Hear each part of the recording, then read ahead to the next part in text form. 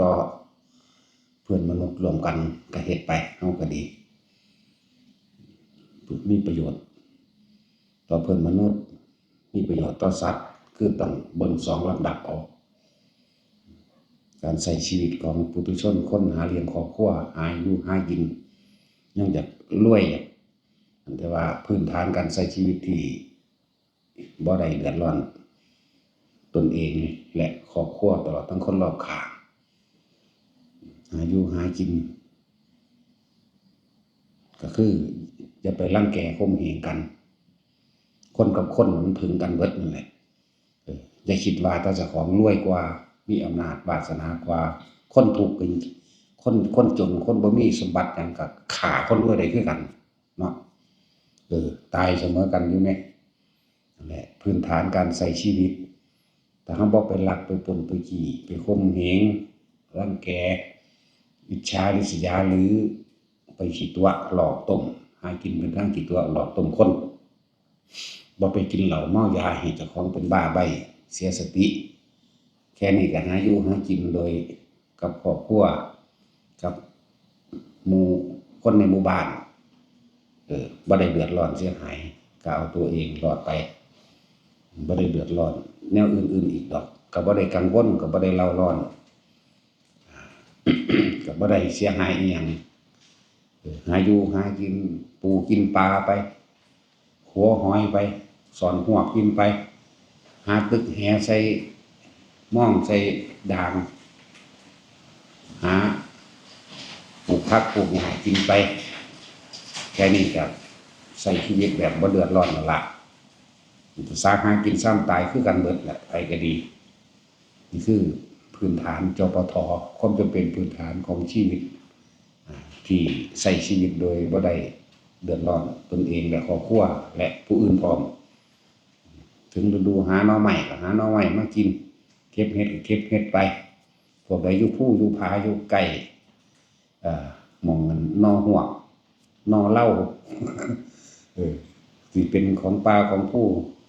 ยิ่งใกล้ป่าหากระแตหาไปว่าจะไปเบียดเบียนคนคือกันมันถึงกันมาถูกรังแกข่มเหงดูนั่นน่ะรวยก็รวยเถอะนะรวยก็ยิ่งเข้าคือเก่ารวยก็ยิ่งตายคือเก่ารวยก็ป่วยเนาะรวยก็ชิบหายได้คือกันนั่นแหละจังว่านี่คือความจำเป็นพื้นฐานในการใช้ชีวิตโดยธรรมะนี่ก็เป็นธรรมอย่างหนึ่งแต่ว่าเป็นหยาบๆก็ช่างมันคือให้ทุกคนหน้ากูก็มีกูก็เฮ็ดหน้ากินเอาเองได้อยากเสริมอาชีพปลูกบักทั่วปลูกบักแตงปลูกบักฮุ้งปลูกผักนั่นนี่ก็เฮ็ดไปนะย่ำนี่ไปหาขัวหอยเนาะสูบปลากินในสระตึกแหกินในสระหากินน้ำห้วยหากินน้ำหนองสาธารณะไปอย่าไปลักเขาเนี่ยก็เป็นสุจริตนั่นแหละแต่กฎหมายทั้งโลกเขาก็ยังว่าโรงฆ่าสัตว์มันก็เป็นอาชีพสุจริตขายเหล้าก็อาชีพสุจริตแม่นบ่ซั่นตัวขายยาพิษขายอาวุธก็ยังเป็นอาชีพสุจริตตัวว่าแต่จะขายมนุษย์แต่ว่าโสเภณีก็เป็นอาชีพสุจริตคือกันเด้ล่ะเนาะก็แน่ก็ขายคนปานนั้นตัวนั้นล่ะถ้าจะเว้าเรื่องสุจริตฉะนั้นเฮาเอาแค่พื้นฐานแค่เพียงแต่ว่าเฮาอยู่โดยบ่ให้ตัวเองเดือดร้อนผู้อื่นก็บ่เดือดร้อนเฮ็ดใส่ผู้อื่นหมายถึงเฮ็ดใส่คนคือกันมันถึงกันเด้ที่จริงเขาบ่ได้ย้านจักเม็ดเด้เพียงแต่ว่าเขาอดเอาเพื่อลูกเพื่อเมียเขาซื่อๆเด้คนที่ว่ามีกำลังมากกว่ามีเงินหลายกว่ามีรถมีตำแหน่งมีหยังหลายกว่าที่จริงเขาบ่ย้านเด้เขาอดเอาเพื่อลูกเพื่อเมียเขาอดเอาเพื่อเลี้ยงพ่อเลี้ยงแม่ปู่ย่าตายายที่แก่ชราอยู่ก็มีเด้อย่าให้คนดีโมโหเด้เนาะแต่คนดีโมโหมันร้ายยิ่งกว่าพวกจ๊อกๆแจ๊กๆเฮ็ดนิดๆหน่อยๆเด้เห็นเขาอดเขาทนเห็นบ่ล่ะเหมือนกันกับประเทศไทยเฮานั่นแหละมึงจะให้คนดีโมโหเด้คนมีคุณธรรมโมโหเด้ถ้าได้เฮ็ดแล้วเฮ็ดเต็มที่เด้เนาะนั่นซั่นแหละว่าการใช้ชีวิตความจำเป็นพื้นฐานในการเลี้ยงครอบครัวปลูกอ้อยปลูกมันปลูกยางไป หากินกบกินเขียดไปหากินหน่อหมอกหน่อไม้ไปตึกแหไปหากินปูกินปลาไปเสริมอาชีพก็ปลูกหมกทั่วปลูกหมกพริกไปเนาะปลูกผักปลูกนั่นปลูกนี่ปลูกหญ้าขายนั่นแหละตะกี้บ่ได้ปลูกหญ้าขายได้เดี๋ยวนี้มีปลูกหญ้าขายเด้เนาะสั้นแล้วเลี้ยงเป็ดเลี้ยงไก่ขาเป็ดขาไก่ที่เลี้ยงไปกินเดี๋ยวเป็นหลักของเขาเด้ขาแมงทั้งหมูทั้งหมานั่นแหละนี่พูดถึงว่าการใช้ชีวิตอย่างพอเพียงโดยปุถุชนทั้งหลายนั่นแล้วตะคองกะอยู่สบายเด้อบ่ไปลักไปปล้นขี้ไผบ่ไปคดโกงไผล่ะสบายเด้อล่ะเนาะฮอดยามฝนตกใหม่ก็ไล่ตั๊กแตนเก็บเห็ดแทบไปรู้จักเห็ดแทบกันบ่ผู้ซุมื้อนี้เนาะเก็บเห็ดแทบน้ำไห้น้ำหน้าแหมขัวหอยกินไปยามนี้ก็เลยตึกแหตึกหยังไปอย่าไปลักของเขาเด้อล่ะนั่นแหละนี่ก็เว้าความจริงของชีวิตแต่ละคนก็เว้าเรื่องธรรมะแต่ว่าความจริงของทุกชีวิตที่ใช้ชีวิตโดยบ่อยากให้เดือดร้อนในตนเองและผู้อื่นถ้าเฮ็ดผู้อื่นเดือดร้อนตัวเองก็เดือดร้อนบ่ล่ะเพราะท่านได้เว้าถึงขั้นว่าผู้สิไปนิพพานเด้นี่เว้าเกี่ยวกับความจำเป็นในบ้านซื่อมีหยังปลูกผลไม้รากไม้ขายก็ปลูกไปแล้วเว้ยมันยามตึกแหก็ไปตึกไปนั่นแหละหาเงินบ่ได้ก็ดีนี่บอกว่าคนเฮาที่จริงนั่นน่ะบ่ได้ทุกข์แต่ว่าเฮ็ดให้ตัวเองทุกข์ยากลำบากเองเนาะคือคนมีอยู่นี่มีทรัพย์สมบัติให้นาก็มีพวกทำไร่จังซี่ปลูกอ้อยไปที่ปลูกมันไปที่เฮ็ดสวนยางพาราก็เฮ็ดไปที่เนาะนาก็มีพอได้เฮ็ดกินสระป่าก็มีอยู่ของไผของมันอยู่ห้วยหนองคลองบึงก็มีแม่น้ำใหญ่ๆก็มีหากินไปครับนี่คือความจริงที่พวกเขาใช้ชีวิตโดยบ่เดือดร้อนจังซั่นล่ะเฮ็ดให้ตัวเองก็บ่เดือดร้อนผู้อื่นก็บ่เดือดร้อนเพราะทำร้ายผู้อื่นก็ทำร้ายตัวเองนั่นแหละขโมยรักของผู้อื่นก็ตัวเองนั่นแหละลำบากเองลำบากใจจิได้เบิดนี่แหละเป็นรักของไผแต่เฮาเป็นเด็กน้อยมารุ่นเฒ่าไปเฮาเป็นรักอันนั้นนี่คนเขาก็ยังจื้อได้คือเก่าอยู่มันก็มาเว้าอยู่หารักบักม่วงผู้นั้นผู้นี้รักบักนี่มีในก็รักเบิดนี่แหละรักบักเขียดมีแพงนั่นจังซั่นแหละรักบักมีไปแลกยางแลกไข่ขี้เกียจมันยิ้วรักบักม่วงรักสั่นก็พูดถึงว่าผู้ใดอยากมีชีวิตเป็นปกติแค่นี้ก็มีความสุขโดยโลกแล้วโดยปุถุชนแล้วล่ะ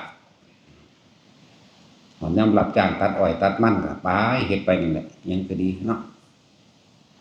เฮ็ดไปก็หากินซ้ำตายนั่นแหละนี่พ่อปานใดเลยถ้าพวกข้าราชการก็อย่าโกงอย่ากินนั่นแหละพวกนี้หนักอยู่เด้พวกนี้เนาะเอาแต่อำนาจบัดไปเฮ็ดหยังต้องจ้องเขาหาเงินส่วนตัวผิดกฎหมายโลดกฎหมายพ่อกฎหมายแม่บ่กฎหมายใดที่บ่ประกอบไปด้วยคุณธรรมกฎหมายใดก็ช่างที่เขาจะ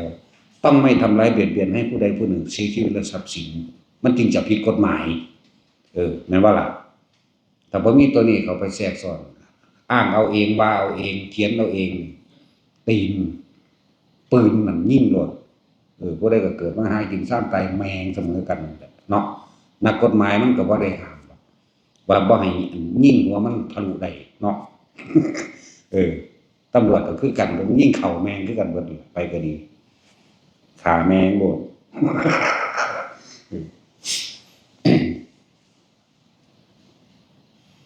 อันใดที่คำว่าผิดกฎหมายมันต้องมีผู้อื่นเดือดร้อนชีวิตมันต้องมีเจ้าทุกข์เด้แม่นบ่อันนี้เจ้าของเป็นนักกฎหมายเองหรือเป็นเจ้าหน้าที่เองไปหาวิธีกินเขาเองสัตว์แมงเลยเด้อไผก็ดีอันนี้เว้ามาตลอดเด้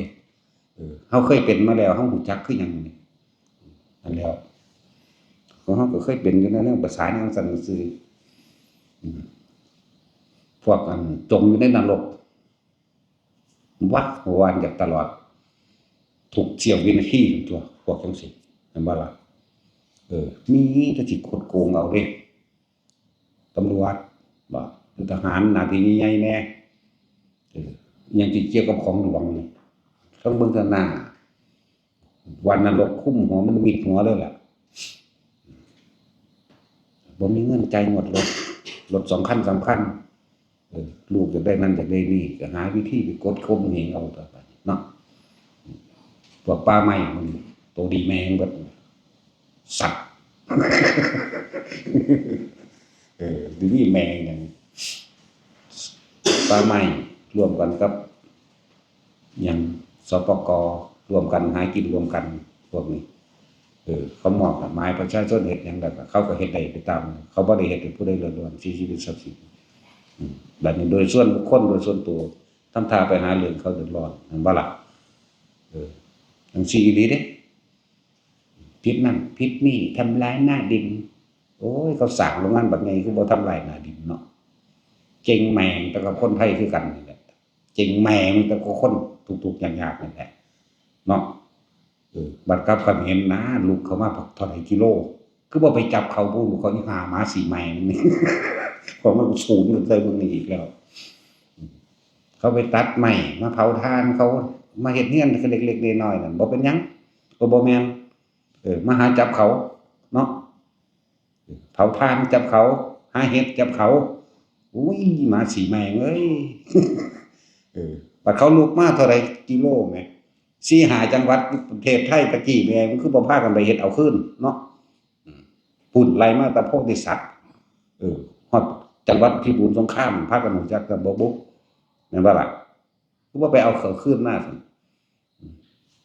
นี่เพิ่มเติมมาจากศรีโสพลเสียมราชอะไรว่านี่ไปเอาทำไมป่าไม้ศูนย์ป่าไม้วะ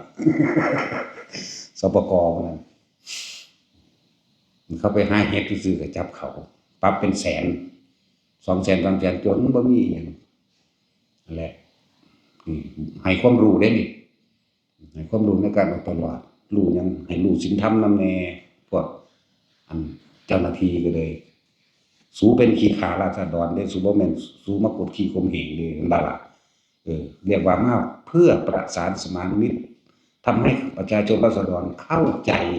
ในบริบทต่างๆหรือเพื่อไกล่เกลี่ยระหว่างราษฎรกับราษฎรผิดกันบ่แม่นเข้าข้างนั่นบ่ล่ะมีต่างหากส่วนมากเห็นบางใดแต่เขาไปในน้ำมื้อนี้ล่ะที่เฮาเห็นเดี๋ยวนี้เลยอยู่กลางประเทศไทยก็คักแล้วนี่ก็เลยยังหาเรื่องจิจับเขาคนนั้นคนนี้อยู่ร่วมตัวกันเขาไปตีแมงจังหม่องมันทำงานน่ะโลดเนาะ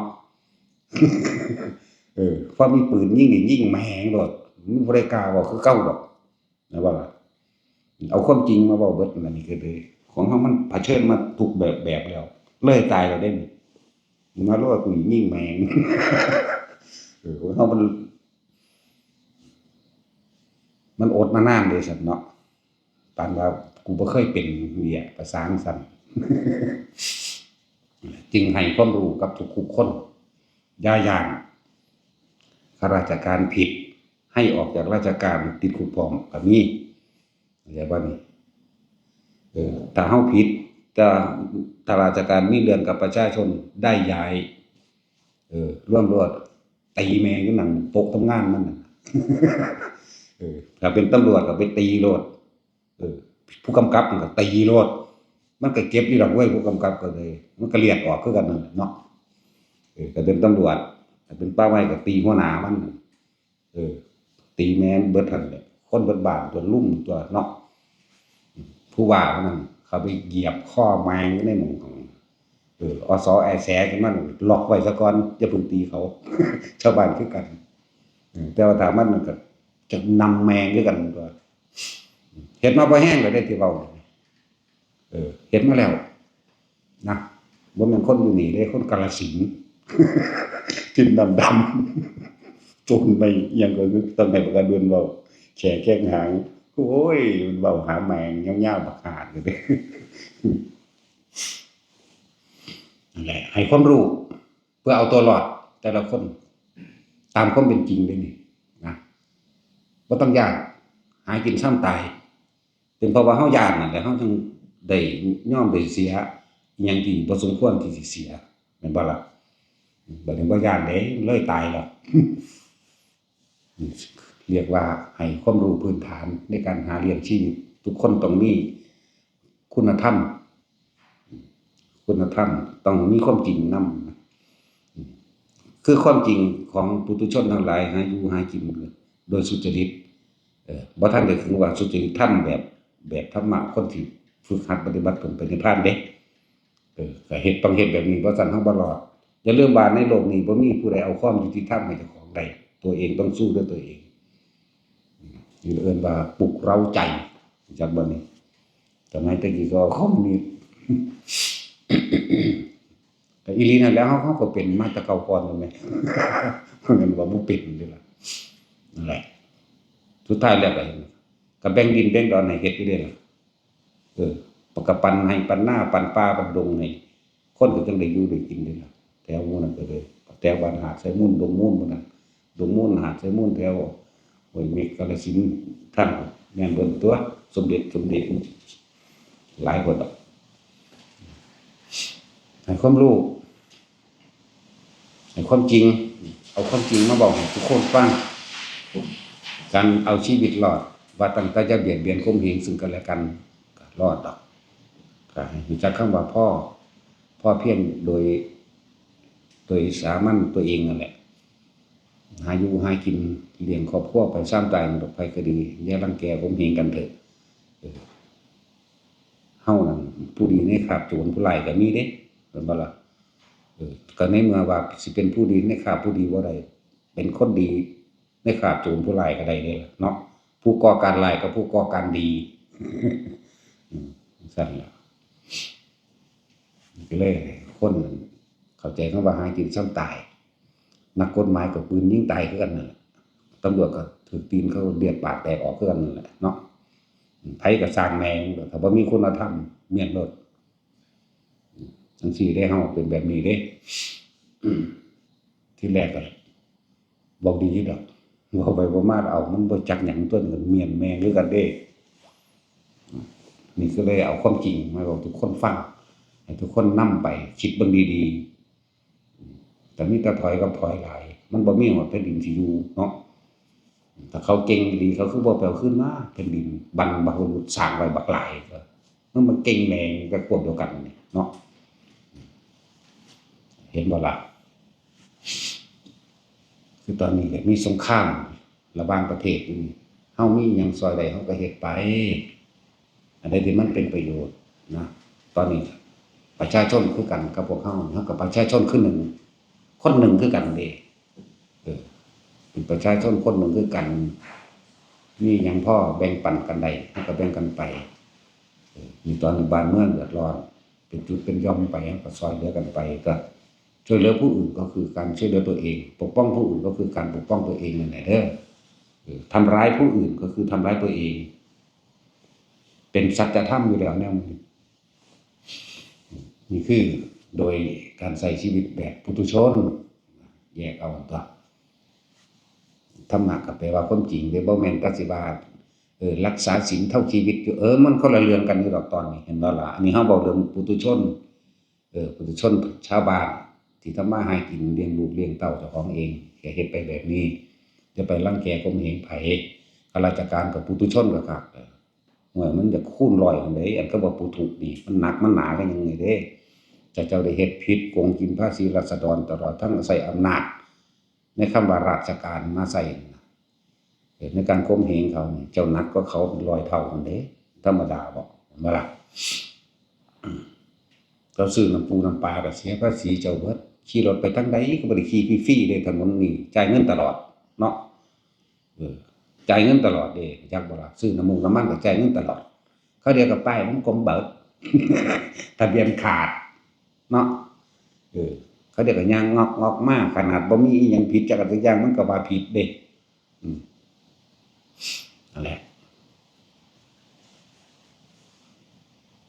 นี่คือเว้าเรื่องปุถุชนในการใช้ชีวิตเฮามีไร่มีนาเฮ็ดอยู่เฮ็ดกินก็เฮ็ดไปปลูกผักปลูกหญ้าก็กินไปอาชีพเสริมปลูกนั่นปลูกนี่หาปูหาปลาไปก็เฮ็ดไปนั่นล่ะหัวหอยกินไปสอนหัวกินไปเฮ็ดหน่อไม้ส้มไว้แต่กินยามแล้งเนาะหาหักมาใหม่ถึงผู้พวกไม้หอกไม้ห้าวเฮ็ดไป นอหลอกนอไหลก็ว่าไปผู้ใดมีอาชีพอย่างอื่นศาลนั่นศาลนี่ศาลแห่ขายก็เฮ็ดไปนี่พูดถึงเรื่องปุถุชนเด้เด้อจปทคงจะเป็นพื้นฐานในชีวิตแห่งสามัญชนทั้งหลายส่วนผู้สิเดินทางเข้าสู่อริยชนก็ฟังธรรมเขาว่าอริยชนก็อย่างหนึ่งแปลว่าผู้ไม่เบียดเบียนในอริยะผู้ไม่มีศัตรูอริแปลว่าศัตรูมียะใส่เข้าไปเอิ้นว่าญาณรู้แล้วรู้กฎแห่งกรรมแล้วรู้ว่าสัตว์โลกเป็นไปตามกรรมแบบนี้ความคิดแบบนี้เหตุให้สัตว์ทั้งหลายเวียนว่ายตายเกิดการกระทำเช่นนี้เบียดเบียนผู้อื่นทั้งคนและสัตว์ได้บ่ให้เสียชีวิตและทรัพย์สินนี่คือการกระทำคือกรรมตัวนี้จะส่งผลให้เราไปเกิดในนรกมั่งเปรตมั่งสัตว์เดรัจฉานสุรกายมั่งการกระทำในทางคุณธรรมความดีการในทานการรักษาศีลการไม่เบียดเบียนผู้อื่นให้ไปสู่สุคติมั่งที่เอิ้นว่ารู้กรรมรู้ผลของกรรมตามความเป็นจริงแล้วต้องอาศัยการฟังธรรมฟังความจริงคือเพิ่นออกมาแสดงนี่คือแสดงความจริงหมดนั่นแหละที่แสดงอยู่นี้ก็เลยความเห็นแก่ตัวขาคนก็ได้ขาสัตว์ก็ได้เห็นบ่ล่ะสำหรับอริยชนแล้วเฮาเห็นโทษแห่งความเห็นแก่ตัวของเฮาเองแล้วไม่ทำร้ายคนไม่ทำร้ายสัตว์ได้บัดนี้ก็เริ่มเป็นอริยะเพราะว่ายะคือญาณนั่นเองอริแปลว่าศัตรูญาณแปลว่ารู้ธรรมรู้ตามความเป็นจริงรู้สัตว์โลกเป็นไปตามกรรมแล้วนะโดยเอิ้นว่าอริยะก็เลยเกิดไปเป็นผู้ไม่เบียดเบียนเลยเป็นผู้บ่มีศัตรูก็รู้ธรรมรู้ความจริงพวกเฮาตอนนี้ก็เข้าสู่เส้นทางของอริยะเฮาก็เลยบ่เบียดเบียนมีอิหยังพอช่วยเหลือได้ก็ช่วยกันไปคือกันนี่แหละตอนนี้บ้านเมืองเฮามีภัยแบบใดก็ช่วยกันไปเพราะว่าเฮาอยู่ในคำว่าประเทศเดียวกันนำนั่นแหละมนุษยชนมนุษยธรรมนำกันนั่นแหละนี่ก็พวกอันอิหยังเจดาวบริษัทโกลด์สตาร์เฟสตลอดทั้งหมู่พวกของเพิ่นเองหลายๆสื่อหลายๆบริษัทคือดอกที่ส่งของส่งหยังมาให้พอได้แบ่งปันกันไปตลอดทั้งผู้อยู่ในนี้มีภิกษุสงฆ์ตลอดทั้งผู้ฝึกหัดปฏิบัติธรรมแม่ชีแม่ขาวตะสุด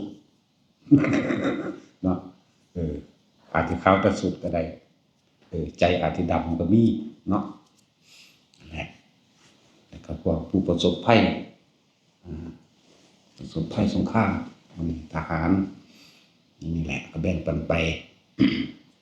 แต่ว่าผู้มาก่อนหมู่ผู้แรกก็บริษัทลุงซีฟู้ด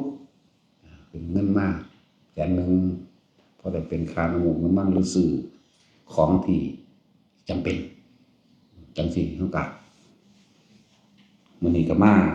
ของเกียรดาวมาบริษัทโกลด์สตาร์เฟสกับหมู่พวกคนนั้นแหละส่วนผู้มาก่อนก็คือลุงซีฟู้ดจำหน่ายอาหารทะเลทุกชนิดเอาอันอย่างดักแด้เป็นอาหารทะเลอยู่บ่เพิ่นว่าดักแด้มันอยู่ในทะเลอยู่บ่จักแล้วดักแด้เขาก็จำหน่ายเนาะมีก็ตัวใหญ่ๆเอาดักแด้นี่มันอยู่ทะเลบ่วะเนาะแล้วก็จำหน่ายโอ้สุดอันไปเฮ็ดดักแด้เขากินอาหารมันกินแล้วมันแซ่บมันกินฮอดลูกฮอดเมียมันให้เด้จังซั่นเด้จริงๆเขาบ่ได้เฮ็ดเพื่อเขาขนาดเขาได้กินแล้วเขาคิดถึงผู้อยู่เบื้องหลังนั่นแหละทหารไทยเป็นจังซั่นแหละบ่ได้เห็นแก่ตัวดอกเป็นตานั่นอยู่เดี๋ยวจังค่อยทยอยไปเฮาบัดนี้เริ่มมาเรื่อยๆแล้วกับผู้ใดสิร่วมบริจาคมาของบริจาคบ่แม่นถึงวัตถุ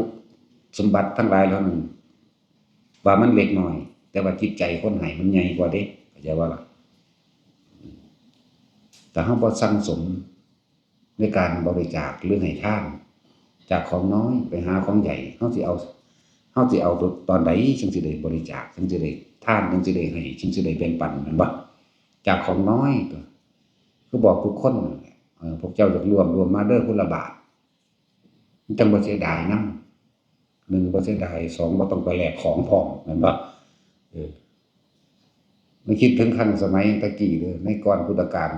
ก่อนพุทธเจ้าสิอุบัติขึ้นหรือพุทธเจ้าอุบัติขึ้นแล้วก็สร้างเออของที่เขาเจ้าให้ทานบางทีก็ข้าวจี้แป้งห่ำแหมห่ำคนเขาตำข้าวแหมตะกี้คนที่เป็นทาสคนที่บ่มีอิหยังกินในครอบครัวค่าจ้างในการมาทำงานของเขาแค่ทัพพีเดียวเลยบัดนี้ก็นั่งไปฟัดบัดนี้ก็เอากระด้งไปฟัดเขาเอาห้ำมันอยากบ่ล่ะเป็นข้าวปลายเป็นห้ำนี่เอามาเกลือกิ้งเอาเด้บัดจังเอาไปจีมั้ยหรือว่าสมัยนั่งวิสาขาหรือนั่งมัลลิกามันคนทุกข์คนยากมาก่อนนี่ล่ะเขาก็ให้ทานพวกนี้นี่ข้าวจี้จักว่าล่ะสุกห้ำแล้วก็ไปกี้มันเลยได้เป็น2อันอันนึงไว้กินตอนเช้าอันนึงไปกินตอนนอนตอนเย็นจังซี่พอดีนั่งนาฬิกาสมัยตะกี้ก็ดีใส่บาตรพระพุทธเจ้าเบิ่งพระพุทธเจ้าสรรให้บ่น้ออาหารเฮาเป็นของต่ำเป็นของหยาบเป็นของบ่ปราณีตเป็นของเลวสำหรับทาสอย่างเฮาตั้งแต่แตะออกจากมือเฮานี่ก็เป็นการกินีคักแล้วคิดในใจเห็นมันพุทธเจ้าฮู้พุทธเจ้าก็ฮู้เพิ่นก็นั่งสรรให้เบิ่งต่อหน้าต่อตานี่เบิ่งเกิดความปลื้มปิติขึ้นมาจนตายในสมัยนั้นผมพระพุทธเจ้าองค์นึงล่ะลืมชื่อเพิ่นแล้วตายแล้วพุ่นไปอยู่ดุสิตพุ่นเด้มันธรรมดาเด้สวรรค์ชั้น4พุ่นน่ะจักบ่ล่ะจะทำประโยชน์แก่บุคคลผู้มีประโยชน์ต่อสัตว์โลกทั้ง3ของเด้พระพุทธเจ้านี่บ่ล่ะเราได้ทำอันยิ่งใหญ่ตายในศาสตร์นั้นพุทธเจ้าองค์นั้นไปเกิดอยู่ดุสิตเด้บัดนี้นั่งวิสาขามันเป็นคนทุกข์คนยากมาเบิดนั่นแหละเขาเจ้าคอยฝึกหัดท่านมาเรื่อยเกิดมาศาสตร์ใหม่เอานั่งนาฬิกาเกิดมานั่งวิสาขานี่นั่งมีความคล้ายๆกันนั่นแหละเกิดมาศาสตร์ใหม่หรือนั่งอุตรามื้อนี้เกิดมาศาสตร์ใหม่พวกนี้มีประวัติคล้ายๆกันเด้เกิดเป็นลูกทาสเกิดมาศาสตร์ใหม่รวยได้บัดเมื่อรวยแล้วครับมาอยู่กับพระพุทธเจ้าปฐมมุตระมื้อนี้แหละหรือพระอนุมัติสีนี่ก็จะรวมๆกันมาเรื่อยๆอยู่เวลาให้ทานพระพุทธเจ้าก็ตลอดพระภิกษุสาวกอันนี้ก็อร่อยนะเจ้าค่ะอันนี้ก็ดีนะผ่าเสร็จมือเสร็จตีนสิแม่อันนี้ลองสักหน่อยนะเจ้าค่ะอันนี้นะนี่นะนี่แม่เขาเจ้าบ่พอในการให้ทานเขาเจ้าได้รวยมาตลอดนะสั่นแล้วเลยบอกเขานะเจ้าว่าจะไปอายดอกพวกเจ้ามีหัวใจที่ยิ่งใหญ่พุทธบาทเห็นบ่ซั่นหักท่านให้ทีละบาทเลยก็2บาท3บาทเลยบุญกุศลอันนั้นส่งเสริมตัวเอง1เฮาบ่ขอ2เฮาอุทิศบุญเป็นว่าสละนอกคือวัตถุสิ่งของอาหารยารักษาโรคที่อยู่อาศัยเงินก็เข้าไปอยู่ในเขตของปัจจัย4นี่แหละตลอดทั้งเครื่องอำนวยความสะดวกสบายจากบ่ล่ะเฮาบ่ขอแล้วเฮาก็อุทิศทานในหมายถึงอุทิศ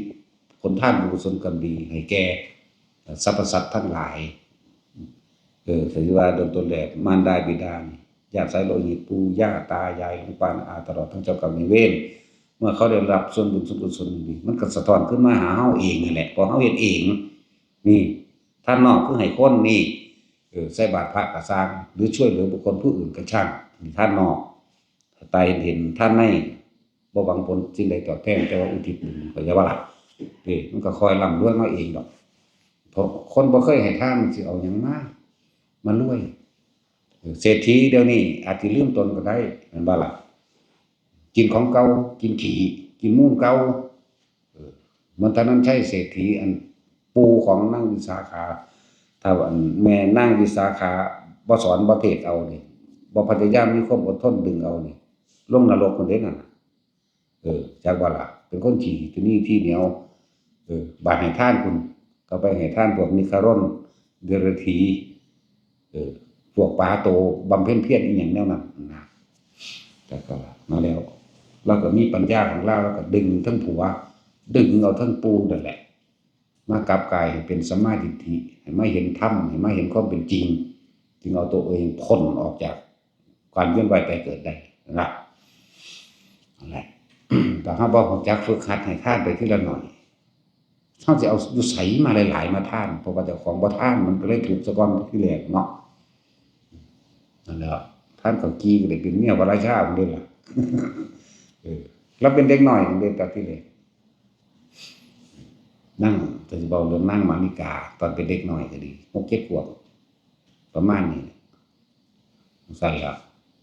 แล้วก็ให้ท่านมาเรื่อยเนี่ยแล้วก็ได้ฟังธรรมพระพุทธเจ้านั่งสุดท้ายแล้วพระเจ้าประสิทธิ์ก็มาเอาไปเป็นเมียเนี่ยก็เป็นมเหสีคนเดียวล่ะเป็นผู้เลิศทั้งปัญญาพอทั้งคารวะนางอุตรามื้อนี้โอ้ประวัตินางอุตรานี่ธรรมดาเป็นหยังเขานั่งสิริมาเอาน้ำฮ้อนน้ำเนยใสฮ้อนๆสาดหัวลาดหน้าเราคือบ่ฮ้อนแต่ก็ล่ะแต่สมัยใดล่ะแล้วก็รวยมักตะเกาของเราดอกนี่รัดเอาบ่ทันได้เอาต้นถูกเอาต้นรวยเวลาพระไปเพิ่นนิมนต์พระไปฉันในบ้านเพิ่นเองนั่นน่ะอาหารของอยู่ของกินจุ๊บๆจิ๊บๆแล้วอันนี้ก็อร่อยนะเจ้าค่ะอันนี้อีกหน่อยนะเจ้าค่ะเอาชิมนิดหน่อยนะเจ้าค่ะผ้าอันนี้ก็ผ้าเช็ดมืออันนี้ผ้าเช็ดตีนบัดนี้ก็มี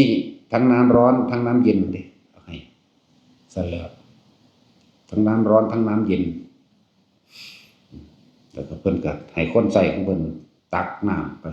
ภิกษุอาบน้ำนี่ให้พอดีอย่าให้ร้อนจนเกินไปและอย่าให้เย็นจนเกินไปนี่แล้วแต่เพิ่นก็อุทิศว่าผลทานบุญกุศลกรรมดีจนถึงแด่สรรพสัตว์คือกันแต่คำว่าร้อนอบอ้าวอย่าให้มีแก่หมู่เราภิกษุทั้งหลายเหล่านี้ด้วยเถิดนี่เห็นบ่แล้วแถมอยู่เลยเด้คำว่าร้อนคำว่าอบอ้าวคำว่าไม่สบายทั้งกายทั้งหลายอย่าจงมีแก่ภิกษุเลยแล้วตลอดทั้งพระพุทธเจ้านั่นแหละผลมันนี่ก็ยังตามมาแล้วก็แผ่เมตตาตลอดเลยตอนที่นั่งสิริมาเอาน้ำเนยใสนะหดหน้าเราแล้วก็นึกคำแผ่เมตตาหากข้าพเจ้าโกรธหญิงคนนี้ไม่เพียงนิดเดียวขอให้น้ำนี้จงทำลายหน้าข้าพเจ้าได้เลยหากข้าพเจ้าไม่โกรธนี่เป็นบอกเราแผ่เมตตาแล้วก็นึกถึงผลท่านมันมีของเรามานั่นมาแหละแล้วอุทิศบุญพร้อมมันนะมาแผ่เมตตาคือเราให้อภัยนะให้อภัยนั่นสิ่งมากครับแล้วเขาก็เอาน้ำมันห่อนตักสาดหนาเล่าที่2 ขันบุญ2 กระโปงละจากกระโปงก็ตะกี้มันเป็นกระบวยคนรวยตะกี้เขาเอาไม้มากลึงเห็ดเห็นบัดเอาไม้มากลึงเห็ดแบบกระบวยตักน้ำตักเข่านะขันในห้องน้ำคนตะกี้ที่มันยาวๆมากแต่ว่าเนี่ยเขาเห็ดเป็นกระบวย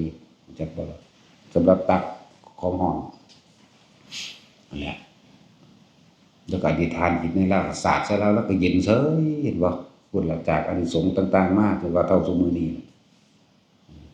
บัดนี้พวกขาทาสบริวารคนใส่โมโหที่ลุ่มทำลายนางสิริมาที่แล้วก็แลนเข้าไปกอดห่มเขาไว้ได้อย่าทำร้ายนางเขามีบุญคุณกับข้าพเจ้ากูเล่นตบปากมันก็คักโอ้มันงามบ่ตบดอกเนาะแต่สิน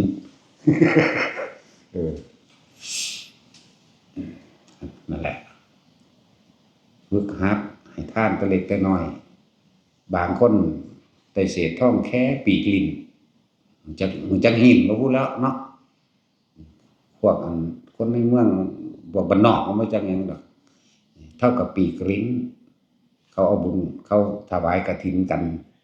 คนนึงมีท่องน้อยหน่อยอยากอายเขาบ่กล้าไปเฮ็ดน้ำเขาเลยเอาไปซ่อนไว้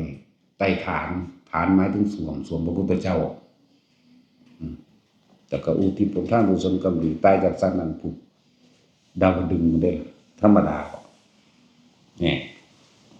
เป็นคนถูกคนยากนำหรือแม้กระทั่งภาษีวลีก็บ่เห็นว่าเราจะท่านท่านทั้งนิ่มครับบ่แม่นของเจ้าของจะไปหามาแต่ในป่าเนาะท่านทั้งนิ่มเด้ภาษีวลีนั่นแหละตามธรรมดาแล้วหั่งนิ่มบักเป็น10หั่งมันเด้เขาจังสิให้1กหาปณะอันนี้ดุมๆมาถามเพียงหั่งนิ่มหั่งเดียวหั่งเพิงหั่งเดียวให้1กหาปณะนี่ก็เลยสงสัยมันต้องมีเหตุการณ์แม่ให้ยับขึ้นเป็น8มั่งเป็น100มั่งเอาไปว่าให้เป็นพันบ่แม่นสมัยพระพุทธเจ้าองค์นี้เด้เข้าใจว่านี่ภาษีวลีนั่นน่ะพูนพระพุทธเจ้าอัญญาโกณทัญญะพุทธเจ้าพุ่นเด้พระโกณทัญญะพุทธเจ้าพุ่นน่ะก็สมัยบุญเด้นั่นไล่เบิ่งดิรวยมาเลยตัวประมาณนั้นแหละถ้าสิชื่อชื่อว่าเพิ่นบ่ชื่อมันได้หรือบ่ได้ผิดหรือบ่ผิดว่าไปนั่นแหละเลยว่าพระพุทธเจ้าองค์นั้นซะไปซะจังบ่ผิดพระเจ้าองค์หนึ่งหรือพระเจ้าองค์นั้นแล้วซื้อ1,000ก็บ่ขายมาเบิ่งแล้วโอ้เรียกว่ากษัตริย์ผู้ทรงธรรมกษัตริย์ผู้มีศรัทธาในพุทธศาสนาท่านแข่งกันกับชาวบ้านชาวเมืองในยุคนั้นกษัตริย์แพ้เด้เพราะว่ากษัตริย์บ่มีหั่งเพิงจริงๆก็หาได้บ่หาได้แต่ว่าหั่งเพิงนั้นบริสุทธิ์ไม่มีลูกน้อยไม่มีลูกอ่อนจักว่าล่ะบ่มีลูกอ่อนบ่มีแม่มีแต่น้ำเพิงล้วนๆมีแต่น้ำเพิงน้ำมิ่มล้วนๆเลยและชนะเพราะว่าหั่งมิ่มอันเดียวนั่นแหละสมัยนั้นแล้วก็เลยพุทธเจ้าฮู้ว่าคนนี้เป็นคนถูกจักว่าล่ะเพิ่นเลยอธิษฐานจิตหั่งเพิงพุทธเจ้าหยิบมานิดหน่อยแต่ว่ามันเต็มบาทพระสงฆ์อีกเป็นจำนวนแสนแหมแล้วก็ปลื้มใจกันยังไงบ่แล้วผลอานิสงส์ก็ได้สร้างนั้นเลยเด้แล้วก็แบ่งส่วนบุญให้กษัตริย์เรียกว่าล่ะกษัตริย์แผ่บุญเด้แบ่งส่วนบุญให้กษัตริย์เลยตั้งให้เป็นเศรษฐีกษัตริย์มันก็เลยแบ่งสมบัติให้16ตำบลได้เป็นเศรษฐีมาตะพุ่นเลยยาวมาเท่าเดี๋ยวนี้แหละจนเท่าเป็นภาษีวลีขนาดนั้นแหละจึงบอกว่าผู้ใดทานของมาล่ะอย่าเข้าใจว่าของเจ้าของมันน้อยมันบ่มีค่ามีเด้อก็สิเทียบอีกอย่างนึงนะขี้แขวเฮาเวลาเฮากินข้าวแล้วจักมันซีนไปติดอยู่ในแขวนี่แกะออกทิ่มลงไปให้หมดดูหั่นอิ่มเบิดครอบครัวนั่นบ่ล่ะมันซั่นเลยเว้ยก็แบบนั้นแหละแต่คิดว่ามันน้อยของทุกอย่างมันมีผลที่ใจเฮา มีผลอยู่แต่เฮาทำใจใหญ่สักอย่างเฮาตัดความอาลัยจากทานเฮาตัดคือเฮาให้ทานแล้วเฮาบ่ขอบ่หวังผลในทานบ่มีจิตบ่มีความคิดเสียดายบ่มีความคิดว่าทานนี่ของนี่เอาไปแลกทรัพย์สมบัติอันอื่นนี่มันก็ใหญ่เองนั่นแหละจึงว่าหัดให้ทุกคนทานทีละบาท2บาทหรือมีวัตถุอันใดที่เจ้าของมีนั่นแหละให้มาโลดทานมาโลดมันจริงไงที่ความผู้ให้อยู่เด้จักว่าล่ะแต่ก็อย่าไปหวังอย่าไปขออย่าไปแลกอีกเถาะมันบ่ได้ดวงตาเห็นธรรมมันบ่เห็นความจริงเองคำว่าดวงตาเห็นธรรมคือเข้าใจชีวิตตามความเป็นจริงเลยเห็นความจริงเด้บ่แม่นบั๊วบะแบบจินตนาการเอาเด้จักว่าล่ะนี่คือฟังเทศน์อยู่นี่มันเข้าใจชีวิตคนเฮาภาษาเกิดมาหากินสร้างตายนี่ดอกเว้ยดวงตาเห็นธรรมติวืบเข้าในความรู้สึกเลยเด้โอ้มันแม่นความเพิ่นนะตั้งแต่กี้ชีวิตกูนี่ย้านแต่บ่ได้บ่ดีบ่มีบ่รวยบ่นั่นนี่รักกูก็รักของเขาฆ่ากูก็ฆ่าเฮ็ดหยังกูก็เฮ็ดไปทั่วไปทีมันสำนึกผิดได้มันก็เปลี่ยนใจใหม่ตัวบัดนี้นั่นละเอิ้นว่าดวงตาเห็นธรรมเห็นตามความเป็นจริงแล้วว่าเจ้าของตะกี้ไปรักเขามากก็เป็นทุกข์กินก็บ่แซ่บดอกกินแล้วก็คิดก็ฆ่าเรียกว่าแล้วเปลี่ยนความเห็นใหม่ตัวบัดนี้ หรือเพิ่นว่าสิ่งศักดิ์สิทธิ์บ่มีดอกที่มาดลบันดาลนั่นนี่มีแต่ของเฮ็ดเองมันก็วืบเข้าไปเลยก็มีเอิ้นว่าดวงตาเห็นธรรมเห็นความจริงเห็นชีวิตของเองตามความเป็นจริงการทำร้ายผู้อื่นก็คือการทำลายตัวเองการไปลักของผู้อื่นก็คือการทำลายสิ่งที่ตัวเองมีอยู่เห็นบ่ล่ะนั่นล่ะการเบียดเบียนผู้อื่นให้เสียชีวิตด้วยทรัพย์สินก็คือการทำลายตัวเองดีๆนี่แหละนี่จังซี่ก็เอิ้นว่าดวงตาเห็นธรรมมันเข้าใจแล้วกูบ่เฮ็ดตัวเห็นบ่ล่ะกูบ่เฮ็ดดอกบาทนี่กูรู้จักแล้วถือเอาเฉพาะความจริงรู้สัตว์โลกเป็นไปตามกรรมเชื่อเรื่องกรรมเชื่อเรื่องผลของกรรมคือการกระทำของตนเองเด้บ่แม่นกรรมที่ผู้อื่นดลบันดาลเด้มีผู้ใดดลบันดาลเด้นั่นแหละนี่เอิ้นว่าดวงตาเห็นธรรมบ่แม่นบรรลุอันนั้นอันนี้ดอกนี่แล้วก็เริ่มฝึกหัดตัวเองในการปล่อยในการว่างคือจังนั้นนี่ก็คือจังเฮาเฮ็ดผ้าป่านี่ผ้าป่าโบราณเฮ็ดแบบสมัยพุทธกาลน่ะผู้ใดอยากทานหยังทานผ้าสมัยตะกี้บ่ทันได้มีเจ้าภาพดอกผู้ใดสิทานหยังก็เอาไปไว้ในป่าไปสังเกตพระองค์นั้นเดินทางผ่านนั่นผ่านนั่นบางทีก็ไปถิ่มไปกองขยะยัดเยื้อบางทีก็ไปพาดไปนำต้นไม้ขอนไม้ถิ่มไปตรงทางเพิ่นผ่านเพิ่นทางสิอธิษฐานเอาดอกนะบางสุคนเอาดอกต่อมาก็นั่งวิสาขานี่ว่ามาเป็นเจ้าภาพเข้าใจว่าล่ะถวายผ้าอาบน้ำฝนก่อนหมู่ส่วนถวายผ้าไตรกันเป็นแม่ใหญ่ยังล่ะแม่เลี้ยงนั่นน่ะอย่างเนาะภิกษุณีองค์แรกนั่นนะนะบ่แม่นนะบ่แม่นนางอีสานะบัดนี้คิดว่าออกเว้ยเนาะประชาบดีประชาบดีโคตมีนั่นแหละถวายผ้าไตรนี่ก็ก่อนหมู่บัดนี้สำหรับเฮาเองเนี่ยบ่ต้องไปรอให้ผู้ใดมาเป็นประธานบ่ต้องไปรอผู้ใดผู้หนึ่งมาเป็นเจ้าภาพแทนบ่ต้องไปสนใจว่ามีกรรมการหรือบ่กรรมการสำหรับคนที่ถวายผ้าป่านี่จงเป็นประธานตัวเอง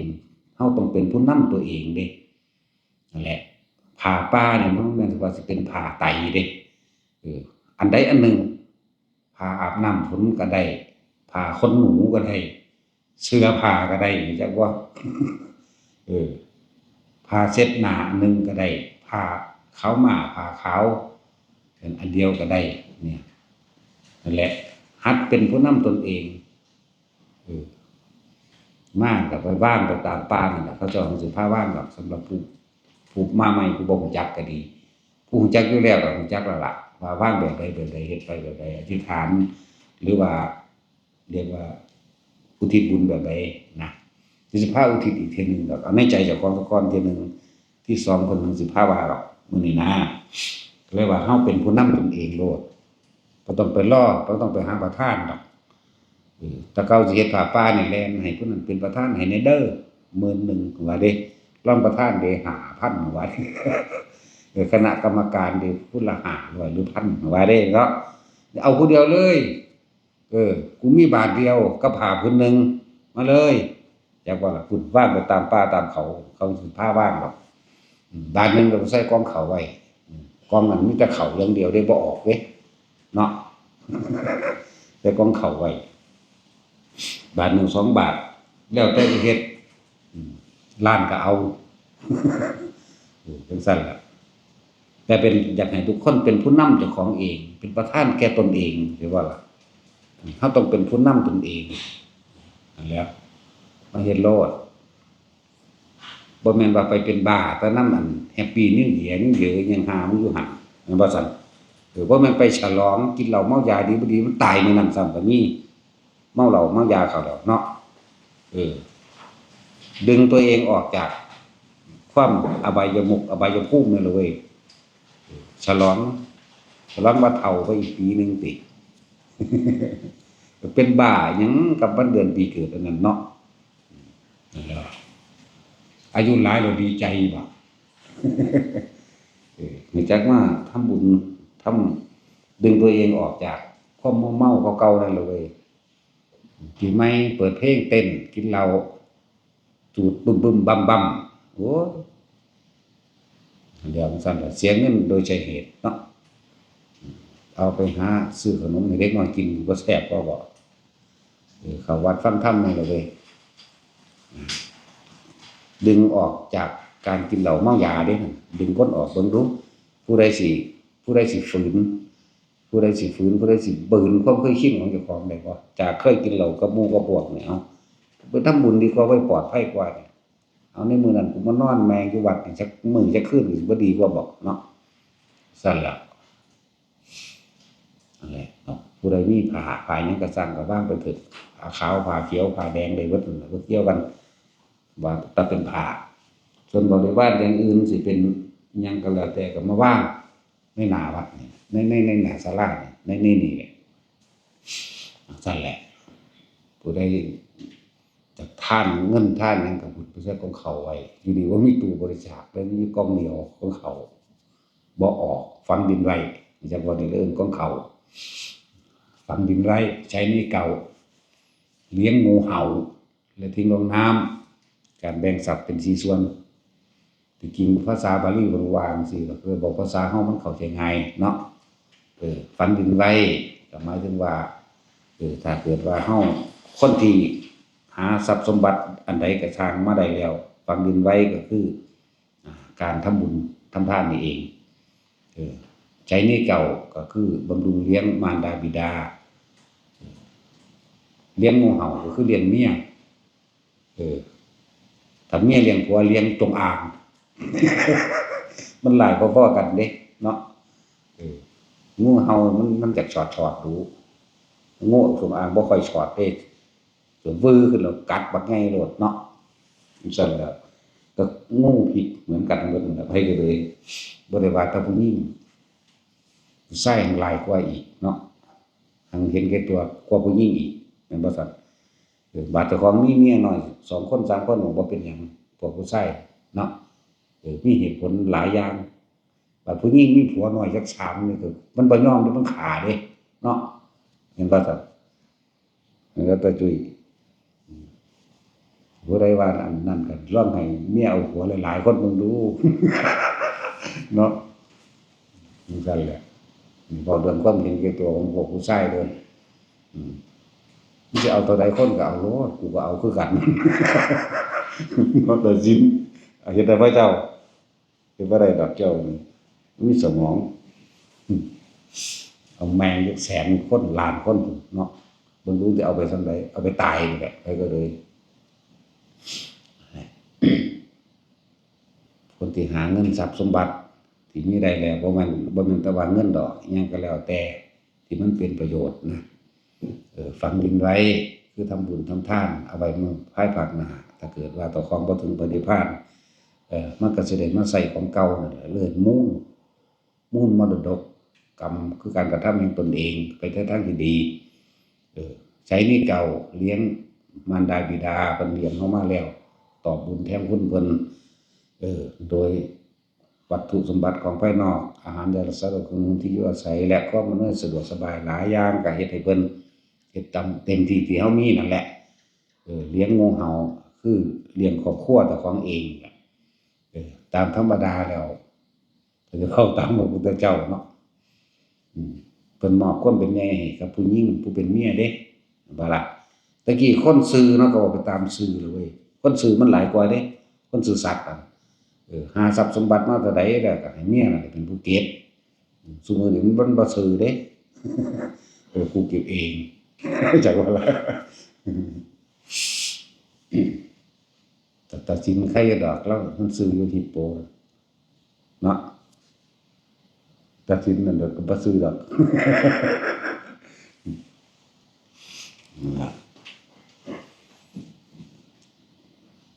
เดินไปเลี้ยงงูเห่าถ้าบ่ให้มันก็จมเห็นบ่ล่ะแต่ว่าเจ้าของเองบอกผู้ชายเป็นงูจงอางเด้อเฮาบ่ได้ว่าแต่ผู้หญิงเป็นงูเห่าเด้บักจงอางใหญ่เลยเด้นั่นน่ะอาศัยว่ามันใหญ่กว่ามันกัดมันฆ่าตายได้เลยเด้เนาะจังซั่นแหละที ทิ้งลงน้ำก็หมายถึงว่าซื้อกินมั้งอย่าอดเกินไปเหมือนสิถีขี้ที่ไหลอันนี้แหละเจ้าปทธรรมะพื้นฐานของแต่ละชีวิตแต่อยากอยู่สุขสบายหาเรื่องรูปร่างกายไปสร้างตายเพราะท่านได้ถึงขั้นอริยะก็ต้องเป็นไปแบบนี้แหละถ้าผู้ใดเห็นโทษแห่งความเกิดแล้วเข้าใจเชื่อมั่นในตนเองเชื่อมั่นความจริงในธรรมที่เพิ่นแสดงมาแล้วฝึกหัดดัดตนเองคมตนเองให้มันได้ชนะความเคยชินตนเองว่าชนะใจตนเอง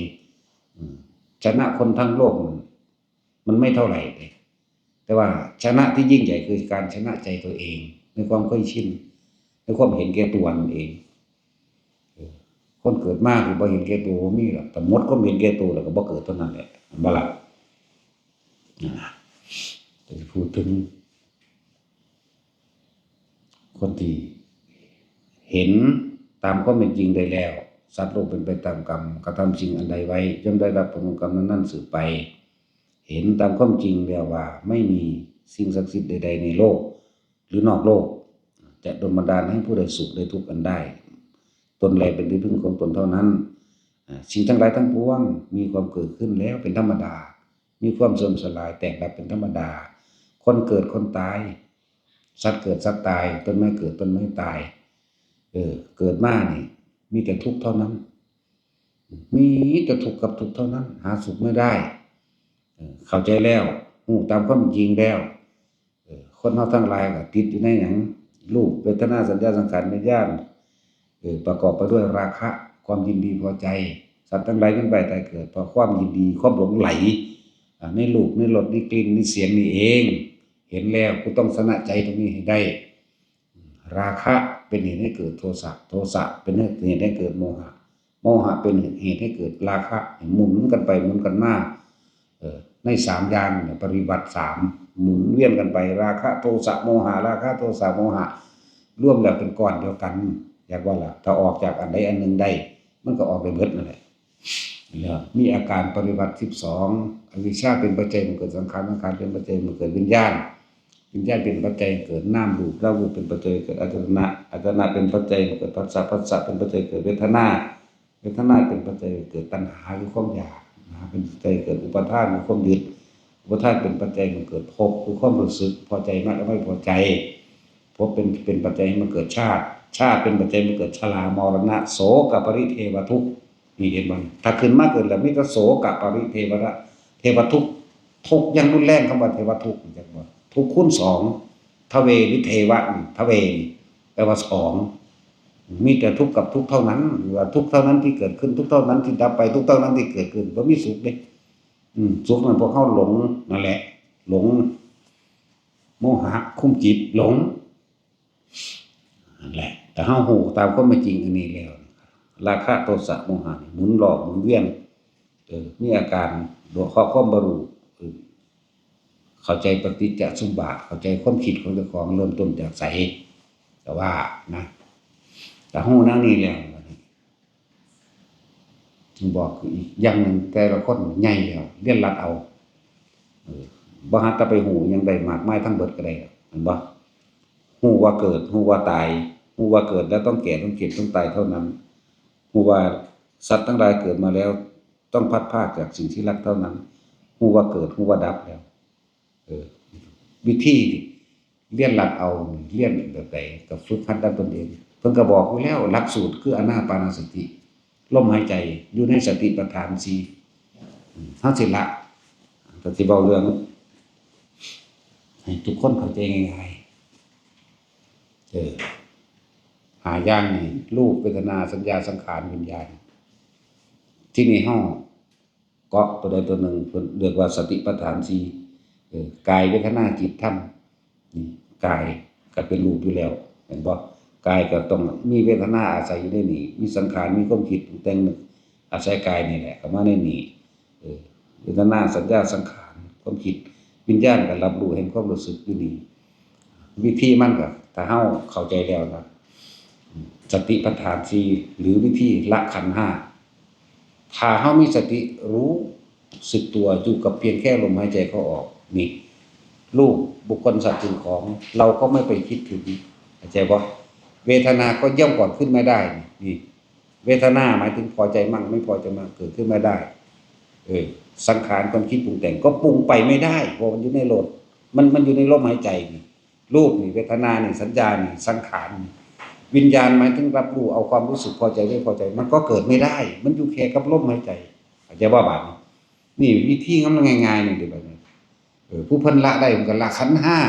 5จากบัดนี้อุปทานขันธ์5นี่แหละรูปตัวเองก็บ่ยึดเพราะว่าลมหายใจนี่คือกายในกายหนึ่งก็เลยอยู่กับลมบ่มีรูปร่างลักษณะท่าทางบ่แม่นสัตว์บ่แม่นบุคคลบ่แม่นสิ่งของเข้าใจบ่สตินึกรู้สึกตัวอยู่กับเพียงแค่ลมหายใจเข้าออกเวทนาเกิดไม่ได้สัญญาเกิดไม่ได้สังขารเกิดไม่ได้วิญญาณเกิดไม่ได้อยู่หม้องนี้เลยที่บอกทุกคนว่าเกิดนึงกันก็สร้างพวกเจ้าตัดเข้าลมหายใจเอาแค่นี้มันสิไปไสเดี๋ยวนี้ทำให้บ่อยทำให้มากทำให้เกิดความเคยชินเมื่อชินแล้วมันก็ญาณะมีญาณจังรู้ก็รู้ด้วยตัวเองเนี่ยรู้ความคิดเจ้าของกำลังไปคิดถึงผู้นั้นดึงปั๊บก็มาลมตัดออกแล้วเบิดรูปแล้วเข้าใจบ่ล่ะทั้งรูปตัวเองและรูปบุคคลผู้อื่นหายเบิดแล้วอยู่ในลมหายใจมันคิดบ่ได้อยากว่าล่ะอยู่ในลมหายใจบ่ได้เวทนานี่หมายถึงความรู้สึกก็ในเมื่อมันคิดบ่ได้มันจะเอาความรู้สึกพอใจหรือบ่พอใจมาเกิดหยังได้จังไดสุขและทุกข์ย่อมเกิดขึ้นไม่ได้เห็นบ่ล่ะมันก็เป็นอุเบกขาของมันอยู่นี่ในลมหายใจนี่สัญญาก็ถูกดับไปตัวมันบ่คิดนะที่จริงเวทนาสัญญาสังขารวิญญาณก้อนเดียวกันเด้อเจ้านี่แยกซื่อหรือเขาจะเอาเวทนาขึ้นก่อน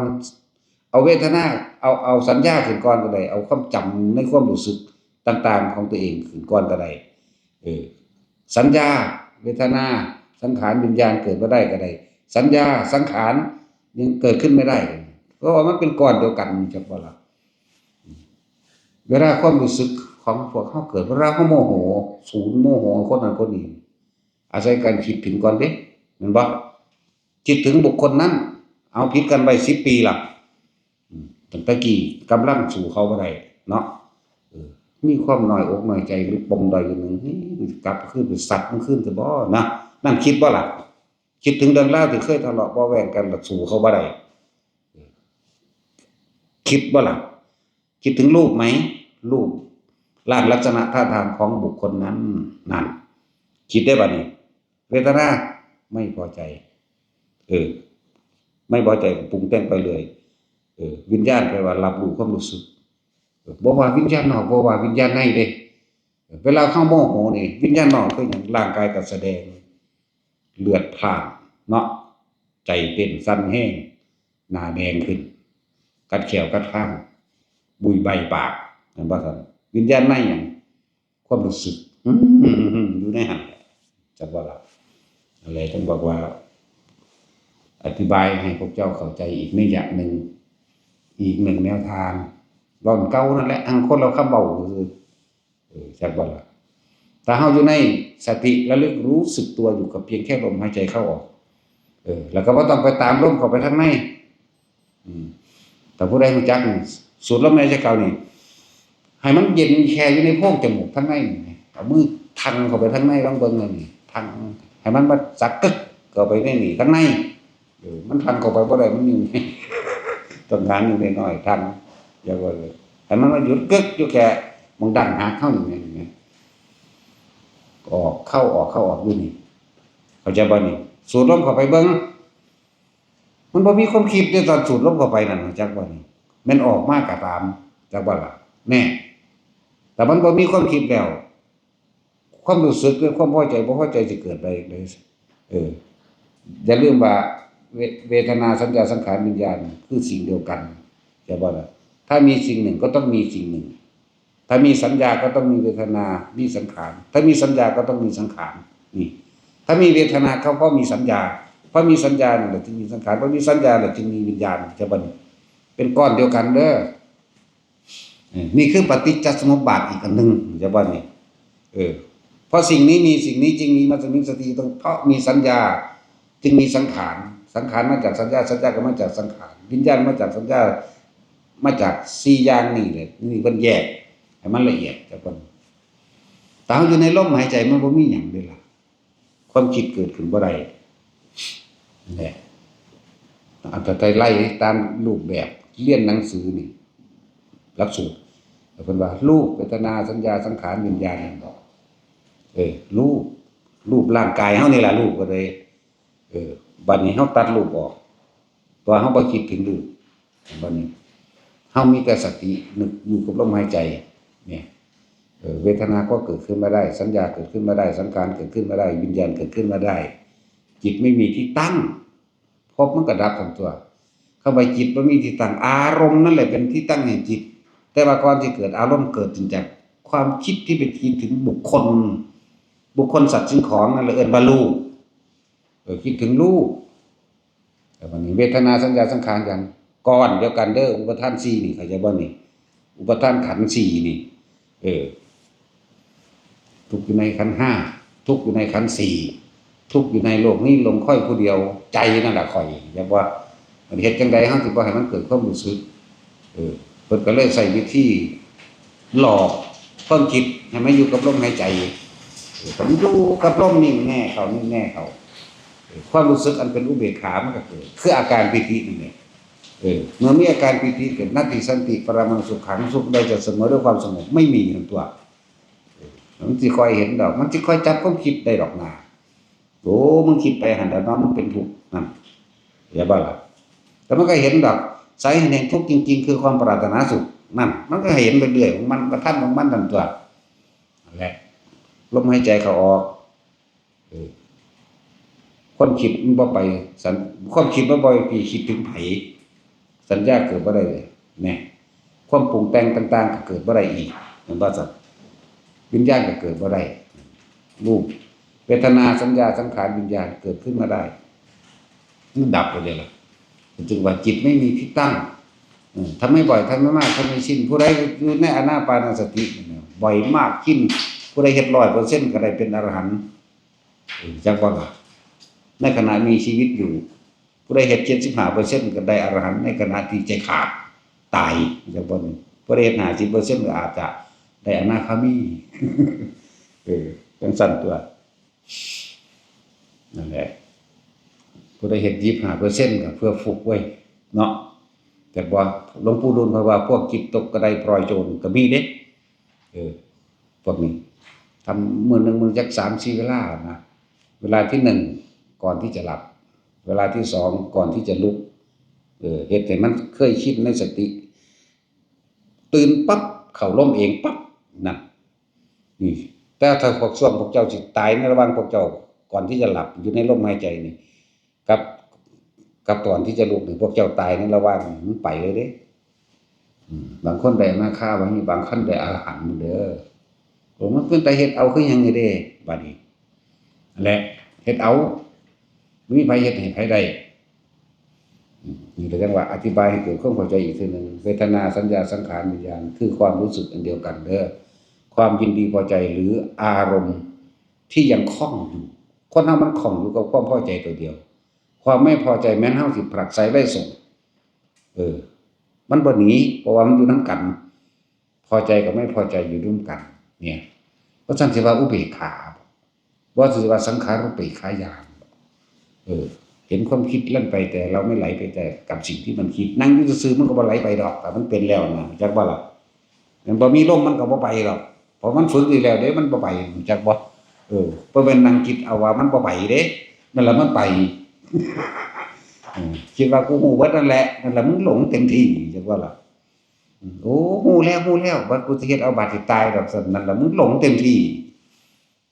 ซั่นก็เฮ็ดไปเรื่อยๆตัวเอาเวทนาสัญญาสังขารวิญญาณรวมแล้วคือใจคือความรู้สึกแต่ว่านี่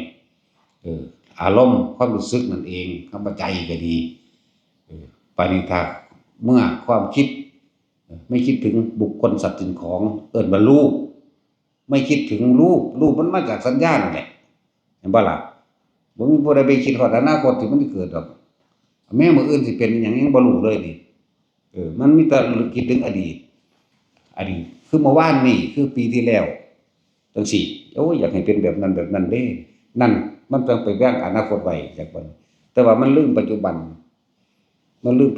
ขณะลมหายใจนี่แหละปัจจุบันแต่ว่าลมหายใจนี่แหละบาป